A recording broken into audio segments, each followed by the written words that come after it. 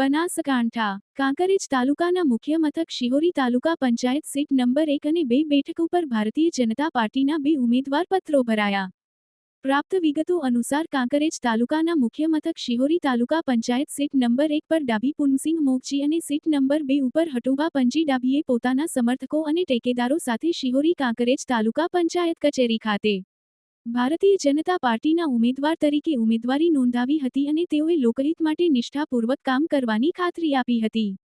આ પ્રસંગે પૂર્વ પ્રમુખ ગુજરાત રજિસ્ટ્રાર યુનિયનના લલિતસિંહ વાઘેલા, મહામંત્રી હંસપુરી ગૌસ્વામી, શિહોરી સરપંચ શાંતુભા ડાભી, વકીલ એસોસિએશન પ્રમુખ દીનુભા ડાભી, વનુભા ડાભી, ચકુભા ડાભી, જોરુભા ડાભી સહિત મોટી સંખ્યામાં ભારતીય જનતા પાર્ટીના કાર્યકરો અને સમર્થકો ઉપસ્થિત રહ્યા હતા અને પહેલેથી જ જીતનો વિશ્વાસ વ્યક્ત કર્યો હતો.